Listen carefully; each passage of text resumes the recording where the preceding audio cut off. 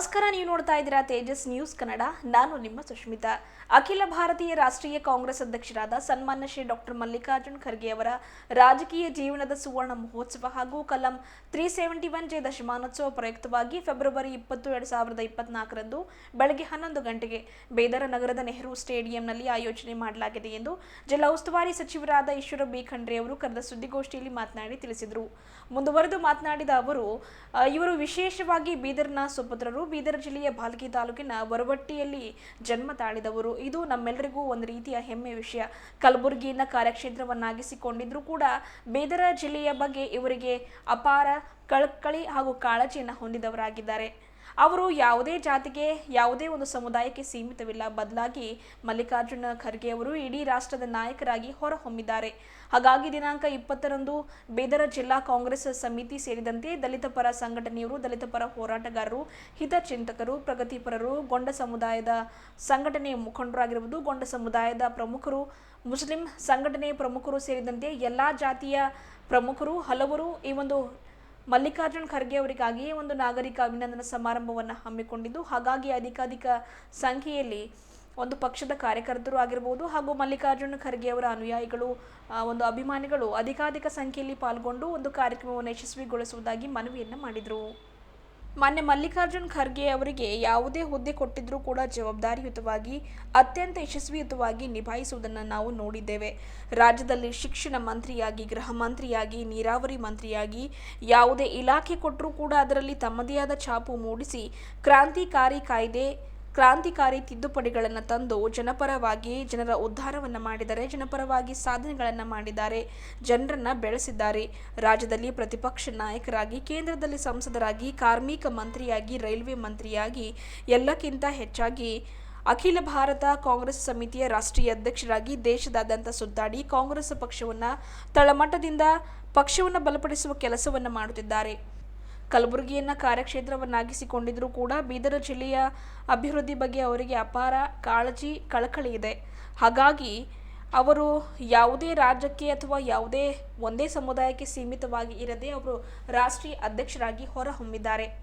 371 J ಕಲಂ ಅನುಷ್ಠಾನಕ್ಕೆ ಬಂದು 10 ವರ್ಷದ ಸಾಧನೆಯ ರೂವಾರಿಯಾದ ಮಲ್ಲಿಕಾರ್ಜುನ ಖರ್ಗೆ ಅವರಿಗೆ ಅಭಿನಂದನೆ ಮಾಡುವ ಉದ್ದೇಶದಿಂದಾಗಿ ಹಾಗೂ ಅವರ ರಾಜಕೀಯ ಜೀವನದ ಒಂದು ಸುದೀರ್ಘ 50 ವರ್ಷದ ರಾಜಕೀಯ ಸೇವೆ ಪೂರೈಸಿದ ಹಿನ್ನೆಲೆಯಲ್ಲಿ ಅವರ ಒಂದು ಸುವರ್ಣ ಮಹೋತ್ಸವ ನಿಮಿತ್ತವಾಗಿ ಜಿಲ್ಲಾ ಕಾಂಗ್ರೆಸ್ ಸಮಿತಿ ವತಿಯಿಂದ ಬೀದರ್ ಜಿಲ್ಲೆಯ ಎಲ್ಲ ಪ್ರಗತಿಪರ ಸಂಘಟನೆಯವರು, ದಲಿತ ಪರ ಸಂಘಟನೆಯವರು, ಕನ್ನಡ ಪರ ಸಂಘಟನೆಯವರು, ಗೊಂಡ ಸಮುದಾಯದ ಸಂಘಟನೆಯವರು ಸೇರಿದಂತೆ ಎಲ್ಲ ಸಮುದಾಯ ಸಂಘ ಸಂಸ್ಥೆಯವರು ಸೇರಿಕೊಂಡು ಅವರಿಗೆ ನಾಗರಿಕ ಅಭಿನಂದನಾ ಸಮಾರಂಭವನ್ನು ಹಮ್ಮಿಕೊಂಡಿದ್ದು, ಹಾಗಾಗಿ ಅಧಿಕಾಧಿಕ ಸಂಖ್ಯೆಯಲ್ಲಿ ಒಂದು ಕಾರ್ಯಕ್ರಮದಲ್ಲಿ ಭಾಗವಹಿಸುವ ಮೂಲಕ ಕಾರ್ಯಕ್ರಮ ಯಶಸ್ವಿಗೊಳಿಸುವುದಾಗಿ ಮನವಿಯನ್ನು ಮಾಡಿದರು. ಈ ಸಂದರ್ಭದಲ್ಲಿ ಸಚಿವರಾದ ರಹೀಂ ಖಾನ್, ಮಾಜಿ ಸಚಿವರಾದ ರಾಜಶೇಖರ್ ಪಾಟೀಲ್ ಅವರು, ಎಂಎಲ್ಸಿ ಅರವಿಂದ್ ಕುಮಾರ್ ಅರ್ಲಿ ಅವರು, ಮುಖಂಡರಾದ ಅನಿಲ್ ಕುಮಾರ್ ಬೆಲ್ದಾರ್, ಅಮೃತರಾವ್ ಚಿಮ್ಕೋಡೆ, ಅಬ್ದುಲ್ ಮನ್ನಾನ್ ಸೇಠ್, ಬಸವರಾಜ್ ಮಾಳ್ಗೆ ಅವರು ಸೇರಿದಂತೆ ಇನ್ನಿತರರು ಇದ್ದರು. ಕಲ್ಯಾಣ ಕರ್ನಾಟಕ ಅತ್ಯಂತ ಹಿಂದುಳಿದಂಥ ಒಂದು ಪ್ರದೇಶ. ಪ್ರಾದೇಶಿಕ ಅಸಮತೋಲನ ನಿವಾರಣೆ ಮಾಡಬೇಕು ಅಂತ ಹೇಳಿ ನಮ್ಮ ಹಿರಿಯರೆಲ್ಲರೂ ಸುಮಾರು ವರ್ಷದಿಂದ ಹೋರಾಟ ಮಾಡುತ್ತಾ ಬಂದಿದ್ದರು. ಆದರೆ ಇವತ್ತು ನಮ್ಮೆಲ್ಲರ ಏನೊಂದು ಬೇಡಿಕೆ ಇತ್ತು, ಸಂವಿಧಾನದ ಅನುಚ್ಛೇದ 371ರಲ್ಲಿ ತಿದ್ದುಪಡಿ ತಂದು ಈ ಭಾಗಕ್ಕೆ ವಿಶೇಷ ಸ್ಥಾನಮಾನ ಕೊಡಬೇಕು ಅಂತ ಹೇಳಿ ಮಾನ್ಯ ಎಸ್.ಎಂ. ಕೃಷ್ಣರವರ ಸರ್ಕಾರ ಇದ್ದಂಥ ಸಂದರ್ಭದಲ್ಲಿ ಕಾಂಗ್ರೆಸ್ ಸರ್ಕಾರದಲ್ಲಿ ಕರ್ನಾಟಕ ರಾಜ್ಯದಿಂದ ಕೇಂದ್ರಕ್ಕೆ ಒಂದು ಪ್ರಸ್ತಾವನೆ ಕಳಿಸಿ ಇವತ್ತು ಈ ಒಂದು ಭಾಗಕ್ಕೆ ವಿಶೇಷ ಸ್ಥಾನಮಾನ ಕೊಡಬೇಕು ಅಂತ ಒತ್ತಾಯ ಮಾಡಲಾಗಿತ್ತು. ಆದರೆ ಅಂದಿನ ಉಪಪ್ರಧಾನಿ, ಅಂದಿನ ಕೇಂದ್ರ ಗೃಹ ಸಚಿವರಾದಂಥ ಎಲ್.ಕೆ. ಅಡ್ವಾಣಿಯವರು ಈ ಪ್ರಸ್ತಾವನೆಯನ್ನು ತಿರಸ್ಕರಿಸಿದ್ದರು. ಅದಾದ ಮೇಲೆ UPA ಸರ್ಕಾರ ಅಧಿಕಾರಕ್ಕೆ ಬಂತು. UPA ಸರ್ಕಾರದಲ್ಲಿ ಮಾನ್ಯ ಮಲ್ಲಿಕಾರ್ಜುನ್ ಖರ್ಗೆಜಿಯವರು ಇವತ್ತು ಕೇಂದ್ರದಲ್ಲಿ ಸಚಿವರಾಗಿದ್ದರು.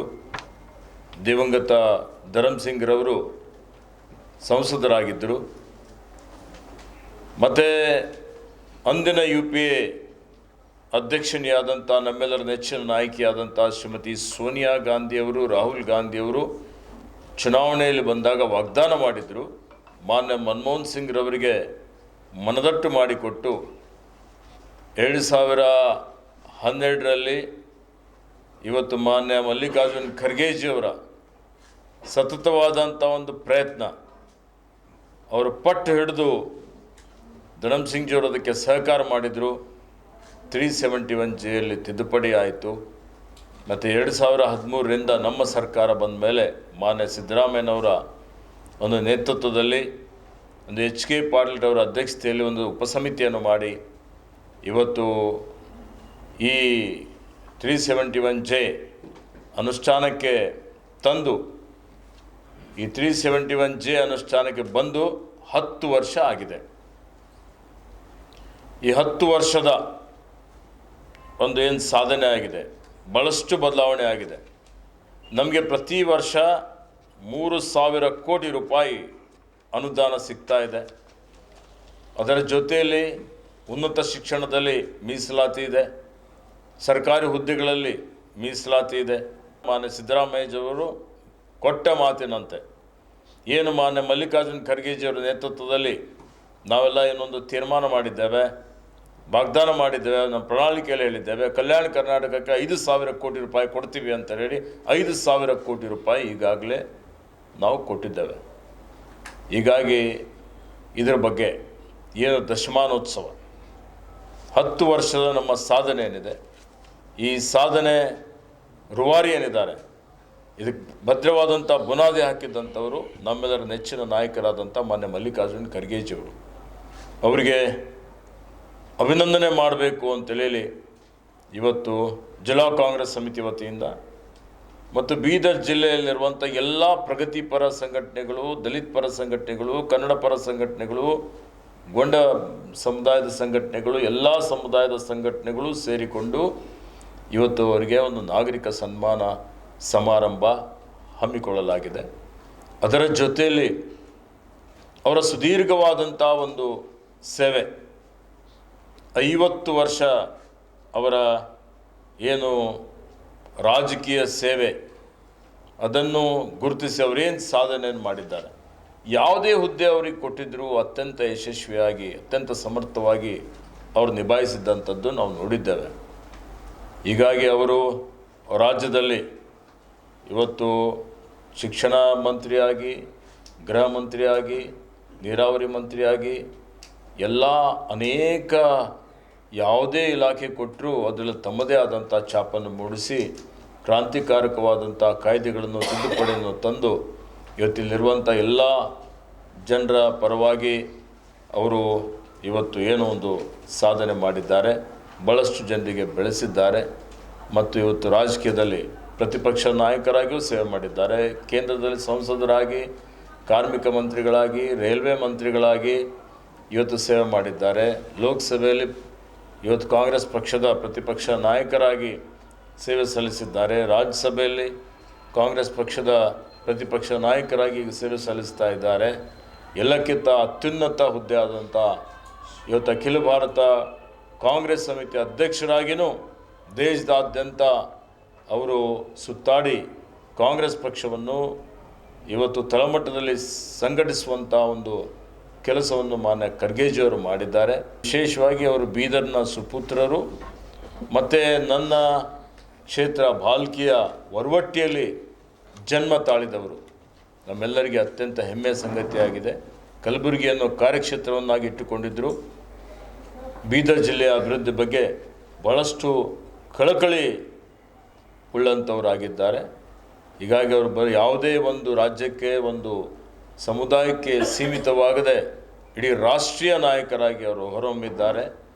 ಅವರ ಒಂದು ಅಭಿನಂದನಾ ಸಮಾರಂಭ ಇದು 20ನೇ ತಾರೀಕು ಬೆಳಗ್ಗೆ 11 ಗಂಟೆಗೆ ನೆಹರು ಕ್ರೀಡಾಂಗಣದಲ್ಲಿ ಜರುಗಲಿದೆ.